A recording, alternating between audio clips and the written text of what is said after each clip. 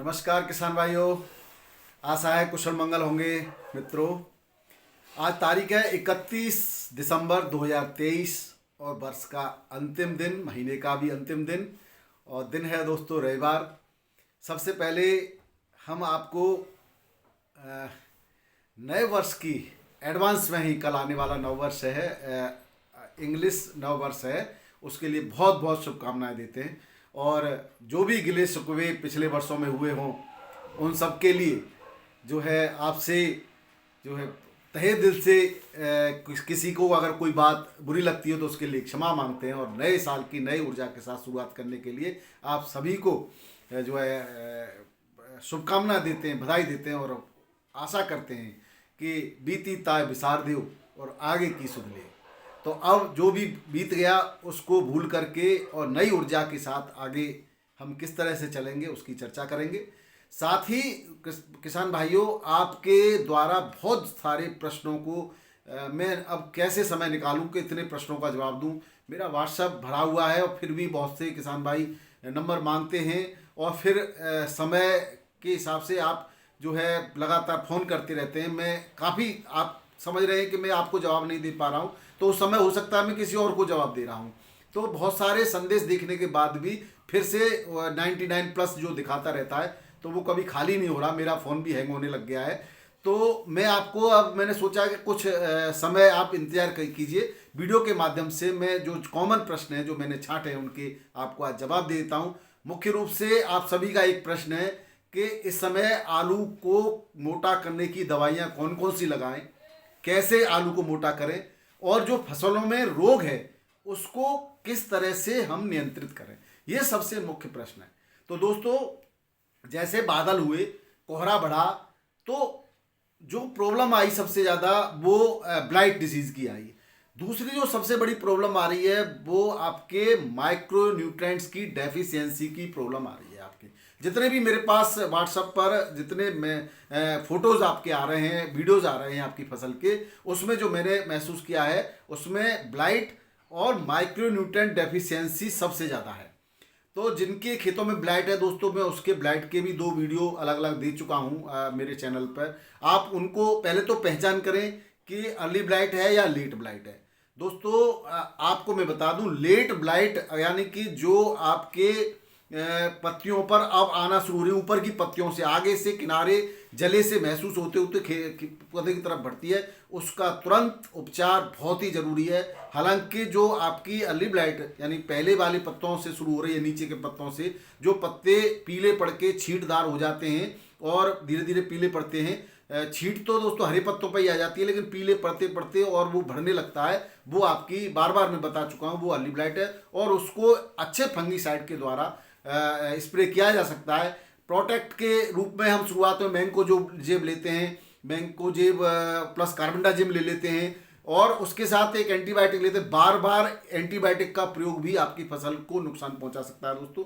एक तो रिक्वायर मात्रा आप जो है प्रोटेक्शन के लिए 20-25 दिन पर पहले कर लेते हैं। अब मौसम साफ है, सब कुछ ठीक है, फिर भी आपने एक फंगीसाइड का स्प्रे कर दिया।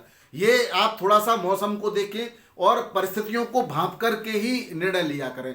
एक जब मौसम खराब होता है तो जब फसल लगभग 40-45 दिन की हमारी हो जाती है तब पहले फंगीसाइड का, वो खराब होने के चांस, आजकल कितनी तकनीकी ने बहुत ज़्यादा विकास कर लिया है। आपको भी पता रहता है कि कब बारिश आने वाली है, कब क्या आने वाला है, कब टेम्परेचर गिरने वाला है, मौसम, बहुत सारे मौसम की जानकारी हम भी अपने चैनल पर किसानों के हित की जानकारी दे देते हैं।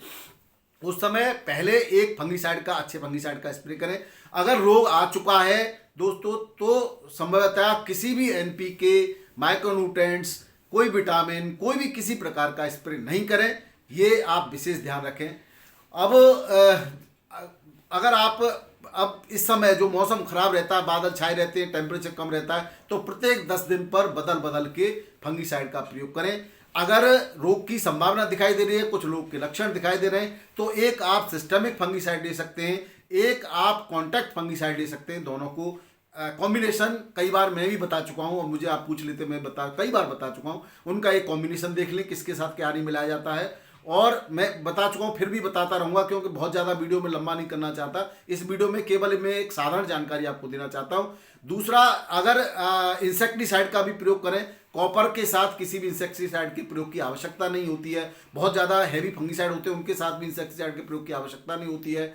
और एक एंटीबायोटिक शुरुआत में ले लिया है तो एंटीबायोटिक 15-20 दिन बाद और ही प्रयोग करें। बीच में अगर आपको दूसरे फंगिसाइड का स्प्रे करना पड़ रहा है तब एंटीबायोटिक का प्रयोग न करें, और एंटीबायोटिक भी बदल बदल कर प्रयोग करें। तो ये सब कुछ सावधानियां रखें दोस्तों। अब मैं कुछ बात कर लेता हूं आपके जो कॉमन प्रश्न है। सबसे जो कॉमन प्रश्न है वो ये है दोस्तों, आलू मोटा कैसे करें। पहली बात तो आपकी फसल निरोगी होनी चाहिए। आलू मोटा करने के कारकों के बारे में मैं आपको कई बार बता चुका हूं, फिर से बता देता हूं। आलू तापमान पर निर्भर करता है, यानी कि मौसम, आपके एनवायरनमेंट पर डिपेंड करता है, आपकी जो जमीन है उस पर डिपेंड करता है, और जो सबसे बड़ा जो मैक्रोन्यूट्रिएंट्स आपने दिए उसके संतुलन पर निर्भर करता है। और इस बात पर निर्भर करेगा आलू कि आपकी फसल में रोग ना आए हों। और पहले तो सबसे पहले आपको जो कुछ दे दिया है वो उसकी बात अब नहीं कर रहे। अब सबसे पहले तो आपको ये ध्यान रखना है कि कोई भी डेफिशिएंसी अगर फसल शो कर रही है, डेफिशिएंसी शो क्यों कर रही है मैं आपको बता देता हूँ। बहुत सारी चीज़ें हैं दोस्तों। कैल्शियम की मात्रा ज़्यादा जाने से जिंक की कमी हो जाती है, और जिंक की ज़्यादा होने से पोटेशियम की कमी हो जाती है। तो मैं यही कहना चाह रहा हूँ कि आपने, दुकानदारों को नहीं होती पूरी जानकारी, बहुत से दुकानदारों को होती है, मैं सबकी बात नहीं कर रहा। बहुत सारे हमारे बहुत अच्छे अच्छे दुकानदार हैं, कुछ चैनल भी आप चलाते हैं, जानते ही हैं आप, तो उनको जानकारी हो सकती है, और लेकिन सबको जानकारी नहीं होती, कुछ आपको उल्टा सीधा देते हैं। तो आप पहली बात तो बिल्कुल अलर्ट रहें। किसान आजकल खेती का काम पढ़े लिखे लोगों का है, क्योंकि बिना केमिकल्स के खेती संभव नहीं हो पा रही है। तो आप बेसल डोज में क्या देना है, कुछ ऐसे गंवार भी हैं दोस्तों जो मुझे उल्टा सीधा कहने की कोशिश करते हैं। तो भाइयों, मेरा उनसे विनम्र निवेदन है कि अलग रहें तो बेटर है, वरना जो किसान भाई लगातार मैं उनके लिए मेहनत कर रहा हूं वही आपको सबक सिखा देंगे। तो ऐसे कमेंटों से दूर रहे। अगर आपको मुझे अच्छा नहीं लगता है तो दूर रहिए, सीधी सी बात है। मैं सिर्फ आपकी सेवा में समर्पित हूँ, बाकी मुझे कोई ऐसा नहीं है कि लोभ लालच है बहुत ज़्यादा, ऐसा कुछ नहीं है। आप रात को फ़ोन कर रहे हैं, सुबह फ़ोन कर रहे हैं, तमाम रात को 11 बजे तक मैसेज के जवाब दे रहा हूँ, इसका मतलब ये थोड़ी है कि मैं अपना चैन और नींद सब खराब कर लूँ। और उसके बाद भी कोई एक आध व्यक्ति ऐसा भी है इसमें जो कहता है कि आप अपने आप को ये कहते हैं। भैया मेरे पास डिग्री है तो इसलिए कह रहा हूँ। मैं क्या कहता हूँ, तमाम लोग कहते हैं जानकर, और आपको नहीं लगता है तो भाई मैं माफ़ी चाहता हूँ आपसे, भाई आप दूर रहे मुझसे। तो ऐसे लोग कृपया करके, एक कोई नया लड़का है और अपने आप को बहुत होशियार समझ रहा है, जानता कुछ नहीं है, उसे यही नहीं पता सिस्टम में क्या है, ब्रॉड स्पेक्ट्रम क्या है, वो मुझे समझाने लग रहा है। तो ऐसे लोगों को आप ही जवाब दो तो बेहतर है, मुझे न कहना पड़े उनके बारे में। दोस्तों सबसे बड़ी बात मैं आपको अब मोटा करने के लिए बहुत सारे केमिकल्स हैं, कब प्रयोग करने, तो उनकी मैं थोड़ा सा जिक्र कर लेता हूं। उनके लिए अलग से भी वीडियो में दे चुका हूं और आने वाले समय में भी देता रहूंगा। सबसे पहले आप पीजीआर का स्प्रे कब करते हैं और कैसे करते हैं। तो पीजीआर का स्प्रे तभी करते हैं हम लोग जब वेजिटेटिव ग्रोथ ज़्यादा होती है, ट्यूबर्स की संख्या कंपेरिजन में कम बनती है या फूलते नहीं है, तब हमें पीजीआर का स्प्रे करना होता है। पीजीआर की एक रिक्वायर्ड मात्रा पर ही स्प्रे करना होता है। कौन कौन से पीजीआर जो आप करते हैं, कॉमन पीजीआर के बारे में बता देता हूँ। ज़्यादातर लोग लियोसिन के बारे में जानना चाहते हैं। तो लियोसिन में आपका क्लोरमेपक्वेट क्लोराइड आपका 50% एससी फॉर्म में होता है। अब इसको कब प्रयोग और कितना प्रयोग करना चाहिए, इसके लिए मैं आपको बता दूं, हालांकि ये आलू की अंतिम अवस्था यानी 60 दिन बाद ही प्रयोग करने चाहिए, लेकिन अगर आपको बीच में प्रयोग करने पड़ रहे हैं तो आप कर सकते हैं, बशर्ते आपकी फसल स्वस्थ होनी चाहिए। इसको वैसे तो 15-20 दिन पूर्व खुदाई से करना चाहिए, और 200 से 250 ml प्रति एकड़ से ज़्यादा प्रयोग नहीं करना चाहिए। जितना कम हो सके उतना, जितना आप पहले कर रहे हैं उतना उसका कम प्रयोग करें। कई किसान भाइयों को मैं पहले ही बता चुका हूं। और दूसरा जो फंगिसाइड है, इसके साथ आप एनपीके अगर 60 दिन के आसपास कर रहे हैं तो 05234 प्लस 20% बोरोन का प्रयोग कर सकते हैं। और अगर 70-75 दिन पर कर रहे हैं तो एनपीके 0050 प्लस 20% घुलनशील बोरोन 150 से 200 ग्राम प्रति एकड़ आप इसके साथ प्रयोग कर सकते हैं। इसके बाद दूसरा जो फंगिसाइड है का भी कार्य करता है, दूसरा जो पीजीआर है वो है कल्टार, जो बहुत ज़्यादा प्रचलित है। कल्टार सिंजेंटा का आता है। इसमें जो होता है पैक्लोब्यूट्राजॉल होता है 25% एससी की फॉर्म में। इसकी जो मात्रा है वो 60 से लेकर के 80 ml प्रति एकड़ है। इसका भी स्प्रे आप 60 दिन से लेकर के 75-80 दिन तक कर सकते हैं। 60 दिन पर अगर स्प्रे कर रहे हैं तो 05234, 75 दिन पर कर रहे हैं तो आपको 0050 लेना है। 20% घुलनशील बोरोन 150 से 200 ग्राम ले सकते हैं आप, दोनों बार भी ले सकते हैं ये। और इसको जो है ये भी आलू फुलाने का काम करेगा, लेकिन बशर्ते पौधे की वेजिटेटिव ग्रोथ अच्छी होनी चाहिए, पौधा स्वस्थ होना चाहिए, किसी प्रकार की पौधे में रोग नहीं होना चाहिए। और आप इसका भी कर सकते हैं, माइक्रोन्यूट्रिएंट्स भी साथ में आप चिलेटेड फॉर्म में प्रयोग कर सकते हैं। अब तीसरा जो है वो घड़ा का चमत्कार है। इसमें मैपिक्वेट क्लोराइड होता है 5% ऐसी फॉर्म में, और इसकी जो मात्रा है, इसको आप कुछ लोग जल्दी भी प्रयोग कर लेते हैं, कर लेना चाहिए, कोई दिक्कत नहीं है। इसकी मात्रा, अधिकतम मात्रा 400 ग्राम से 500 ग्राम ml जो लिक्विड में आता है प्रति एकड़ है, और इसका आप प्रयोग कर सकते हैं। इसके साथ भी आप 20% बोरोन और NPK 05234 या 0050 का समय के अनुसार प्रयोग कर सकते हैं। अगला जो, ये भी फंगिसाइड का भी काम करता है, इसलिए आप इस किसी भी मौसम में आप इसका प्रयोग कर सकते हैं, लेकिन इसको फंगिसाइड के तौर पर प्रयोग न करके केवल PGR के यानी प्लांट ग्रोथ रेगुलेटर के रूप में ही आप इसका प्रयोग करेंगे बस। लेकिन मौसम अगर ऐसा है, बिगड़ा हुआ है, तो भी आप कर सकते हैं। ये फंगिसाइड, ये भी कुछ फंगस को रोकने का भी काम करता है। अगला जो है वो है आपका सुमिटोमो टाबोली, और ये भी एक फंगिसाइड के तौर पर भी इसका हम प्रयोग कर, मतलब फंगिसाइड का भी काम करता है, फंगिसाइड के तौर पर प्रयोग नहीं करना है, फंगिसाइड का भी कार्य करता है। इसके अंदर जो होता है, जो इसका फॉर्मूला है वो है पैक्लोब्यूट्राजोल 40% SC, और ये इसकी जो मात्रा है वो भी बहुत कम लेनी चाहिए। इसको 30 ml प्रति एकड़ से ज़्यादा नहीं लेना है, और इसके साथ भी आप जो है 20% घुलनशील बोरोन और NPK समय के अनुसार 05234 या 0050 का, और माइक्रोन्यूट्रिएंट्स चिलेटेड फॉर्म में माइक्रोन्यूट्रिएंट्स मैंने बताया है, उसके लिए आप अलग अलग मेरे वीडियो हैं उनको आप जरूर देख लें, और जो है आप इसका प्रयोग कर सकते हैं सुगमतापूर्वक।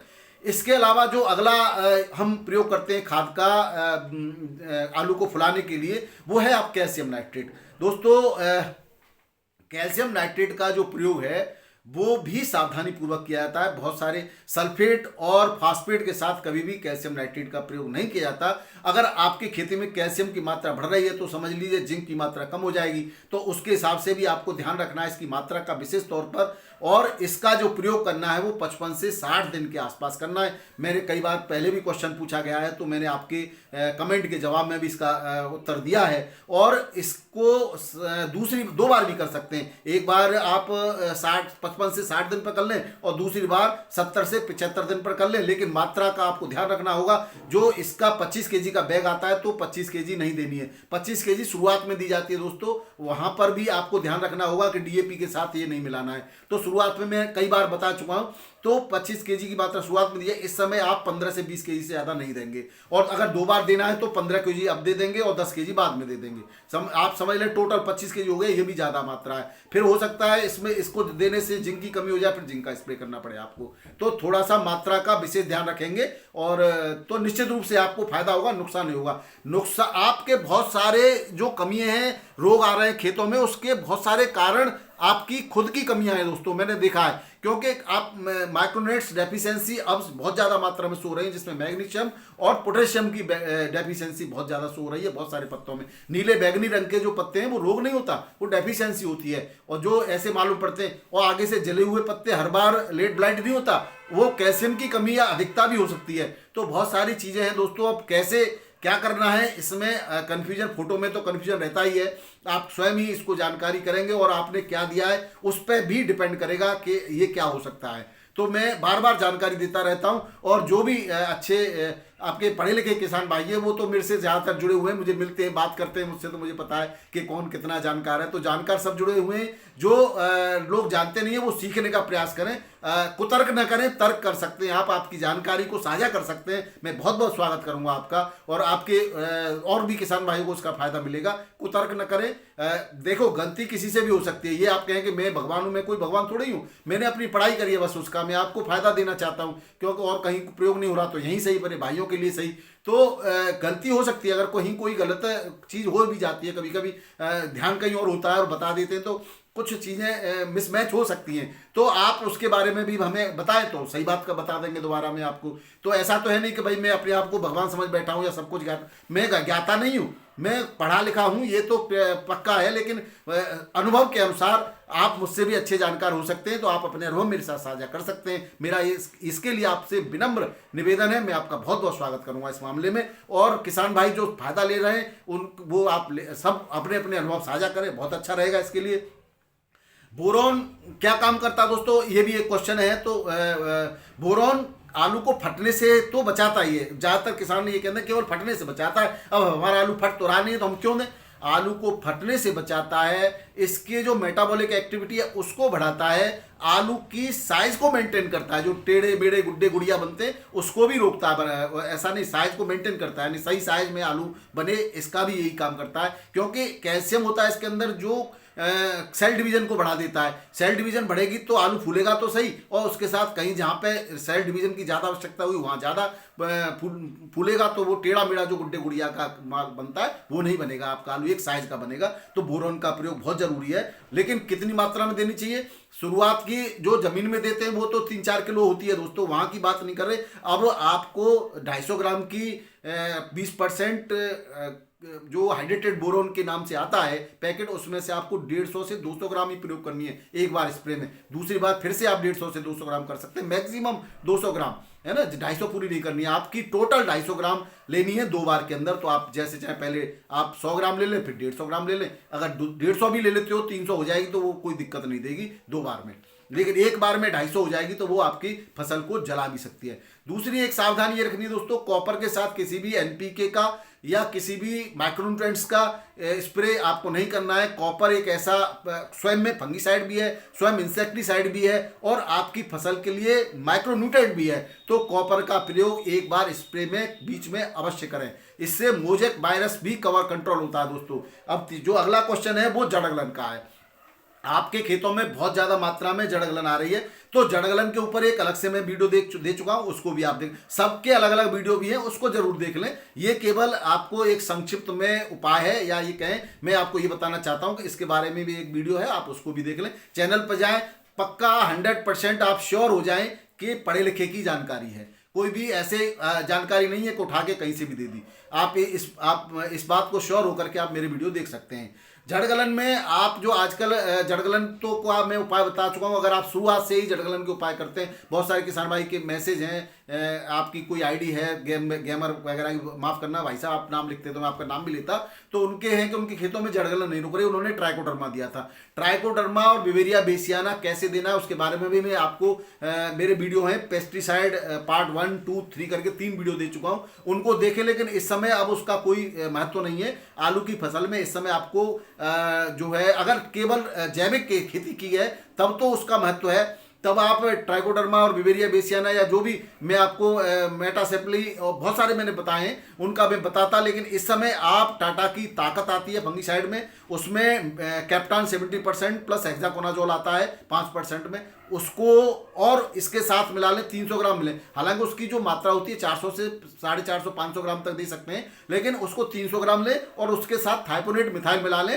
70% डब्ल्यूपी में, और डब्ल्यूपी में मतलब वेटेड पाउडर आता है, उसको उसकी 250 ग्राम मात्रा मिला लें, दोनों को मिला करके स्प्रे कर दें, निश्चित रूप से जड़गलन रुक जाएगी दोस्तों। और फिर भी बहुत ज़्यादा परेशानी आए तो पानी के साथ आप उसमें कॉपर ऑक्सीक्लोराइड या ब्लू कॉपर या नीला थोथा चला सकते हैं। फिटकरी डेला लेकर के, फिटकरी आपको फेंकनी नहीं है, फिटकरी का एक डेला 5 kg का ले लें, उसको एक कपड़े में बांध करके और पानी की जहाँ पर धारा रहती है ट्यूबवेल की जो पाइप की वहाँ डाल दें, जितनी घुल करके अपने आप स्वतः चली जाए उसको जाने दें। ये प्रयोग आप बार बार कर सकते हैं, इससे आपके स्कैब डिसीज को भी फायदा होगा और जड़गलन में भी फायदा होगा।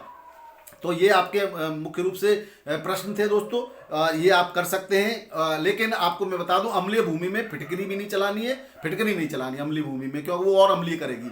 तो आपकी भूमि का थोड़ा पीएच की अगर जानकारी है तो आप इसका प्रयोग कर सकते हैं। तीसरा जो बहुत महत्वपूर्ण है, बहुत सारे क्वेश्चन हो गए, और वो है एक मोजेक वायरस वाला। मोजेक वायरस में पीली सफेद धारीदार पत्ती हो जाती है दोस्तों, छींटे छींटे से हो जाते हैं, हल्के हरे या गहरे हरे रंग के हो सकते हैं और धारियां बन जाती हैं उस पर, ऐसा लगता है कोई कीड़ा चल के गया है। वैसे तो वो इंसेक्ट से ही फैलता है, लेकिन उसके बीज में भी ये मोजेक वायरस हो सकता है, भूमि में भी मोजेक वायरस हो सकता है। अगर भूमि में है, बीज में है, तो उसका कोई इलाज नहीं, केवल एक इलाज है, ऐसे पौधे को उखाड़ करके जला दें या जमीन में गाड़ दें, और अच्छे इंसेक्टिसाइड्स का आप स्प्रे करते रहें और मिट्टी में जो पानी के साथ चलाना है वो चलाते रहें, तो निश्चित रूप से फायदा होगा। एफिड्स और कीट के द्वारा ये फैलता है, एफिड्स और कीट को ना आने दें, और ऐसे कोई 1 आध 2 पौधा हो तो उसको तुरंत तुरंत आप उखाड़ करके जला दें, तो निश्चित रूप से आपका जो है वायरस, इससे मोजेक वायरस से भी जो है आपकी फसल को लाभ होगा।